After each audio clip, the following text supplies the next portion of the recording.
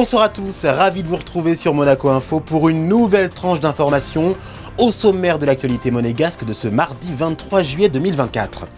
En amont des Jeux d'été de Paris 2024 qui débutent ce vendredi, se tient aujourd'hui au Palais des Congrès de Paris l'ouverture de la 142e session du CIO, Comité International Olympique, en présence de son Altesse Sérénissime le Prince Albert II de Monaco. Un point complet en début de JT avec notre reporter Émilie Rousseau.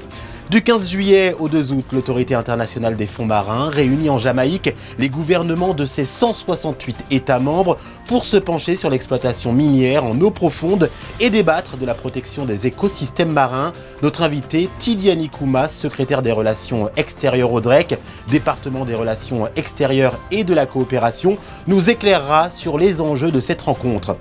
UBS Monaco a dévoilé en détail les ambitieux travaux entrepris à la Villa Belgica, siège historique de la filiale du groupe bancaire suisse, présente en principauté depuis plus de 60 ans. Reportage dans ce journal. Hier, le Monaco Economic Board et la direction du développement économique de Monaco accueillaient une délégation d'entrepreneurs venus du Bahreïn. Le but, leur présenter l'économie monégasque et les rapprocher des entreprises de la principauté pour peut-être de futurs projets à Monaco ou dans le Golfe Persique. On en parle dans ce JT. On débute ce journal en nous rendant à Paris, où la capitale française s'apprête à vivre au rythme des Jeux Olympiques. Avant cela, les membres du Comité international olympique, dont son Altesse Sérénissime le Prince Albert II, sont réunis depuis aujourd'hui au Palais des Congrès pour la 142e session du CIO.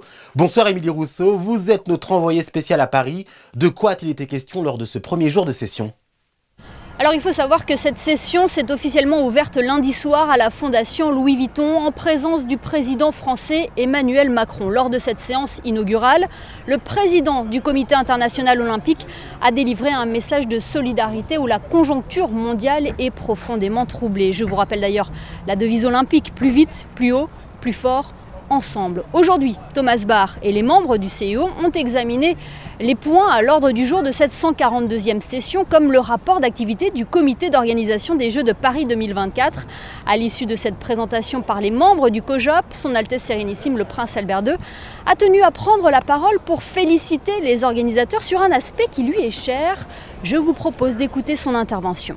J'aimerais, ça ne vous étonnera pas, mais en tant que président de la commission durabilité et héritage, vous remercier et vous féliciter pour le travail extraordinaire qui a été accompli dans la préparation de ces Jeux, du point de vue bien sûr durabilité et héritage, mais pas seulement, du point de vue de la responsabilité sociale, de l'inclusion, de tous les aspects que vous avez présenté et qui entre en jeu. C'est un travail tout à fait remarquable et je suis sûr qu'il servira bien sûr j'allais employer un mot anglais de benchmark, mais de base pour les candidatures futures. Et demain, la 142e session du CIO sera assurément très suivie car les membres du Comité international olympique détermineront les futurs hôtes des Jeux d'hiver de 2030 et de 2034. Un double vote qui devrait officiellement attribuer les Jeux une nouvelle fois à la France, aux Alpes françaises précisément. Salt Lake City devrait être sans surprise élu pour les Jeux de 2034. Voilà pour ce reportage signé Émilie Rousseau et Hugo Comassa. Depuis le 15 juillet et jusqu'au 2 août, l'Autorité internationale des fonds marins réunit ses instances annuelles en Jamaïque. Au cœur des négociations, l'exploitation des richesses minières sous-marines qui continue de diviser la communauté internationale. On en parle avec notre invité Tidiane Kouma, secrétaire des relations extérieures au DREC, département des relations extérieures et de la coopération. Il répond à nos questions depuis Kingston. Bonsoir Monsieur Kouma. Bonsoir Monsieur Batutula. Dans quelle mesure et conditions peut-on exploiter les grands fonds marins ? C'est la question centrale et les débats peuvent être houleux. Sur quel point précis, particulier, portent vos échanges depuis le 15 juillet ? Depuis le 15 juillet, nos échanges portent sur l'élaboration du code minier, c'est-à-dire ce code qui réglemente de manière juridique l'accès à ces ressources. Et sur ce point, les discussions sont très difficiles. Justement, ce code minier qui déterminerait les conditions dans lesquelles les entreprises privées pourraient être autorisées à descendre des robots dans les grandes profondeurs. Est-ce que vous pouvez nous en dire un peu plus ?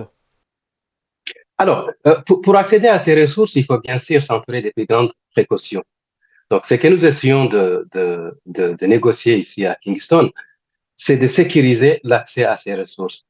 C'est-à-dire que pour accéder à ces ressources, il faut que nous ayons les garanties nécessaires qu'il n'y ait pas de dommages irréparables sur le milieu marin. Donc, pour ce faire, il faut que les scientifiques nous démontrent que cette exploitation ou cet accès à ces ressources pourrait se faire sans bien sûr endommager de manière durable, définitive les fonds marins.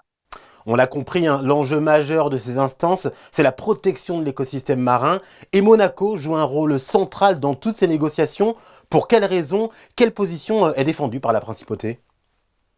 Alors, la position de la principauté de Monaco est historique. Vous savez que cette autorité internationale des fonds marins a été créée par la Convention des Nations Unies sur le droit de la mer, qui a été adoptée et signée en 1982. Et cette convention comporte une partie qu'on appelle la partie 11, qui est relative à l'exploitation de ces ressources. Donc, et Monaco a été un acteur majeur. C'était l'un des premiers États à avoir signé et ratifié cette convention. Donc, c'est pour cela que sa parole et ses positions sont très suivies. Cette nouvelle session de l'autorité internationale des fonds marins a débuté le 15 juillet, je le disais. Si vous deviez dresser un bilan des négociations à mi-parcours, lequel serait-il ? Êtes-vous optimiste ? Alors, optimiste, moi je suis toujours optimiste. Je suis un éternel optimiste. Il faut dire que déjà que cette session intervient dans un contexte particulier. Pourquoi ? Parce qu'elle intervient durant le 30e anniversaire de la création de l'autorité internationale des fonds marins. Elle intervient aussi dans le cadre de l'élection d'un nouveau secrétaire général. Donc, et tous ces éléments-là font que les négociations sont très, très tendues, mais il y a eu des progrès qui sont notables. Il y a, par exemple, le fait que nous avons réussi jusqu'à présent à ralentir les négociations sur l'élaboration de ce code. Parce qu'une fois que ce code aura été adopté, rien ne pourra plus empêcher l'exploitation ou l'arrière vers ces ressources. Il y a déjà des entreprises qui se placent, qui investissent déjà des millions de dollars pour pouvoir entreprendre les recherches et les explorations nécessaires à l'exploitation de ces grands fonds marins. Merci d'avoir répondu à nos questions, Monsieur Kouma, et joyeux anniversaire puisque l'autorité internationale des fonds marins fête ses 30 ans. Je vous remercie. Bonne soirée. La banque UBS Monaco, située avenue de Grande-Bretagne, fait peau neuve avec cet ambitieux projet dirigé par l'architecte Jean Nouvel. Des travaux qui seront donc entrepris à la Villa Belgica, siège historique de la filiale du groupe bancaire suisse et présente en principauté depuis plus de 60 ans. Il s'agit de la première réalisation de l'illustre architecte Jean Nouvel en principauté, le tout en respectant les standards environnementaux de rigueur. Frédéric Elion sur des images de Camille Caloni. Élue meilleure banque mondiale par Euromoney cette année, UBS est implantée en principauté depuis 1956.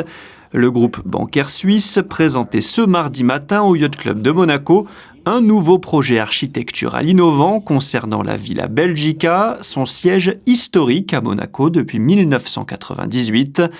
Un projet en collaboration avec l'architecte Jean Nouvel qui mêle innovation en termes de services bancaires et développement durable. Villa Belgica is a project that started a few years ago when the bank decided that we wanted to support the Principality even more and we wanted to be part of the community in a big way.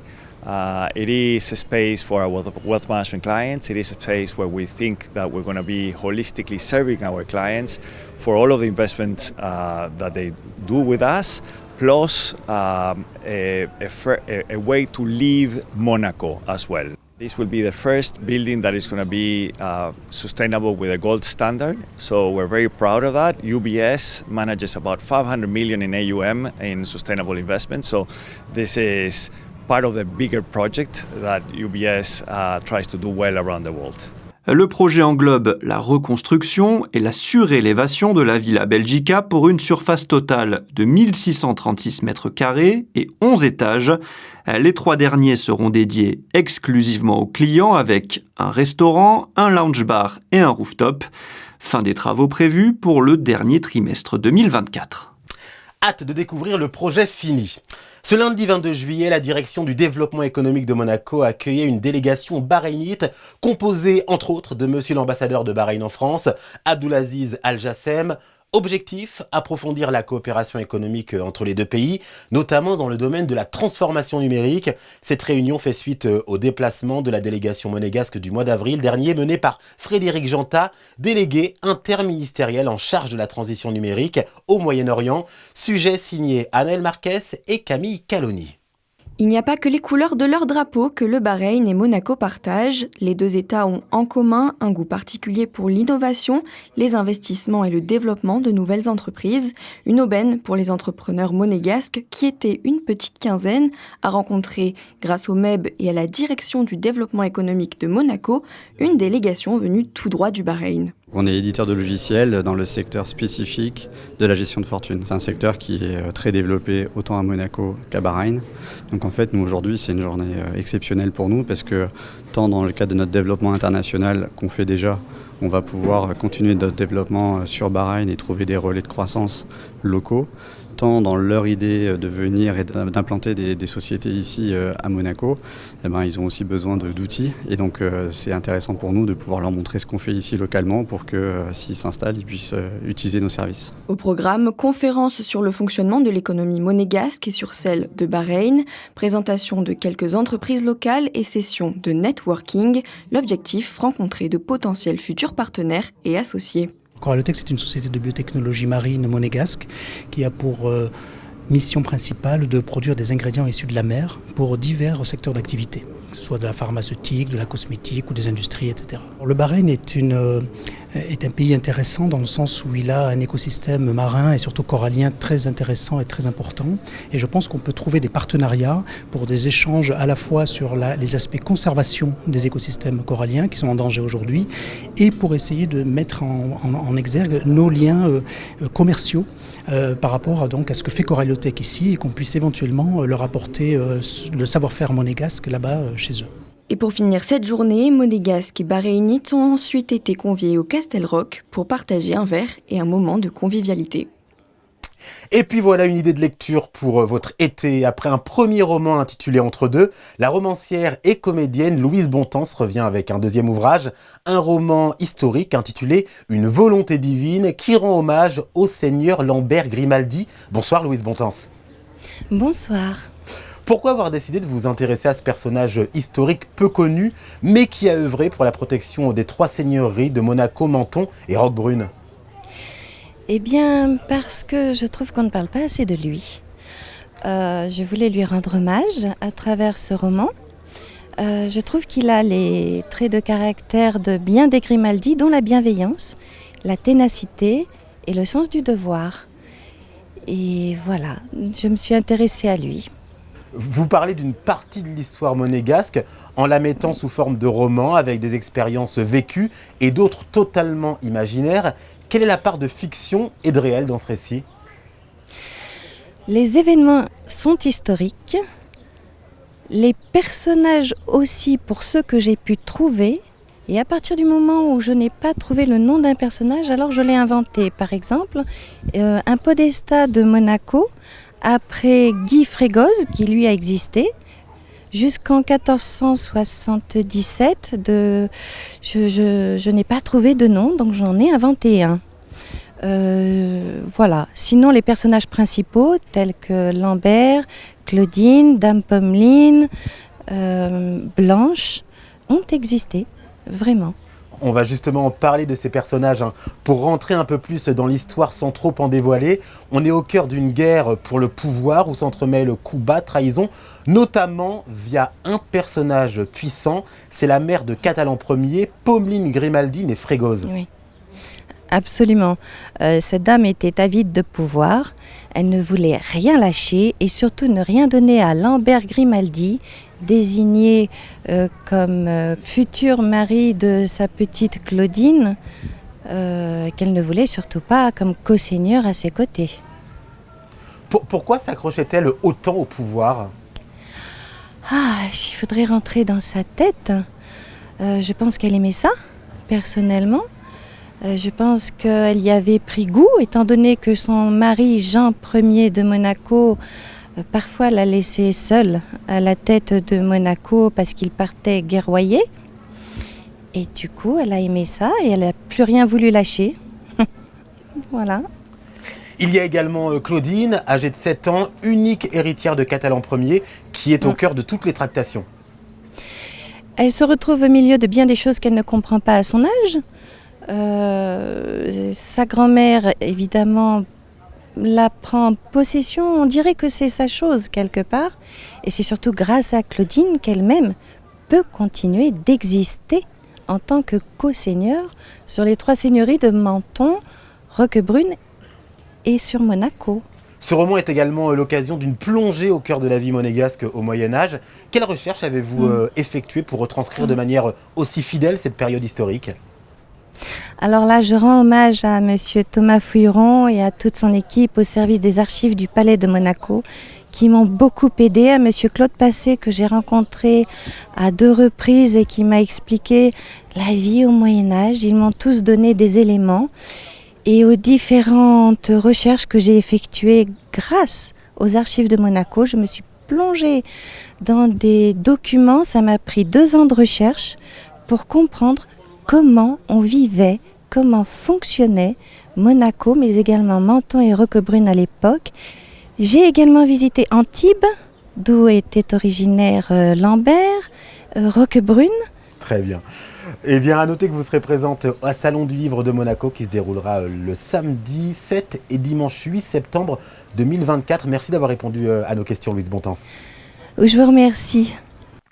Et puis voilà une belle initiative solidaire. L'Hôtel des Ventes de Monte-Carlo organisait aujourd'hui une vente aux enchères d'une collection exceptionnelle de vins et de champagne avec une attention particulière portée au champagne Roederer. Cette vente a attiré les amateurs de vin du monde entier non seulement pour la qualité des bouteilles proposées, mais aussi pour la noble cause à laquelle les fonds seront destinés, la recherche contre le cancer. Écoutez Aymeric de Clouet, expert en vin et spiritueux, au micro d'Anaël Marquez sur des images d'Olivier Bonello. Aujourd'hui, c'est un peu particulier parce que c'est la vente d'une seule cave. En général, quand on fait une vente de vin, elle provient de plusieurs caves de particuliers. Là, c'est un seul particulier et c'est une vente qui a aussi un objectif caritatif puisque tout le produit de la vente sera donné à une fondation. Alors, la vente se déroule en 2 parties. La première partie, ce matin, c'était les vins d'hiver et spiritueux. Et ça s'est extrêmement bien passé. On a eu beaucoup de très belles enchères, notamment sur des Bourgognes et sur des Bordeaux.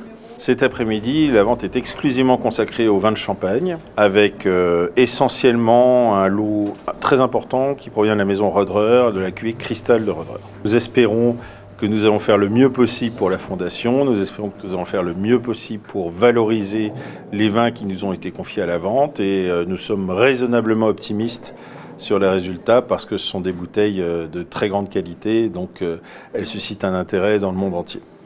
Et puis, tout autre chose, la 93e édition du Rallye Monte-Carlo a été dévoilée ce lundi par le comité d'organisation de l'Automobile Club de Monaco. Un rallye qui se tiendra du 20 au 26 janvier 2025 et fera une nouvelle fois la part belle aux Alpes du Sud. Souhaité très sélectif, il le sera sans doute peut-être encore plus que les années précédentes avec de nombreuses difficultés. Les reconnaissances auront lieu du 20 au 22 janvier. Le départ officiel de l'épreuve s'effectuera le jeudi 23 janvier depuis la place du Casino de Monte-Carlo à Monaco à 14h30. Tout de suite, un point sur la météo de votre mercredi. Le soleil sera-t-il toujours de la partie demain, Anaël ? Bonsoir Maclore, bonsoir à tous. Eh bien oui, demain le soleil sera toujours de la partie. La journée sera comme aujourd'hui très ensoleillée du matin jusqu'au soir. Du côté des températures, pas de changement non plus. Il fera entre 25 et 30 degrés. Le thermomètre de la mer affichera lui 26 degrés. Et en ce mercredi 24 juillet, Maclore, nous n'oublierons pas de souhaiter une bonne fête à toutes les Christines. Je n'y manquerai pas, Naël, bonne soirée. On arrive au terme de ce JT, merci de l'avoir suivi et d'être tous les jours un peu plus nombreux à nous être fidèles. On se quitte comme chaque soir avec ces quelques clichés réalisés par le photographe Stéphane Dana dans le cadre du stage de judo à destination des enfants de 6 à 9 ans qui se déroule au Stade Louis II. Vous avez jusqu'à jeudi pour en profiter. Plus d'informations sur stagejudomonaco@outlook.fr. Je vous retrouve demain dès 19h pour un nouveau rendez-vous avec l'actualité. Belle soirée sur Monaco Info bien sûr.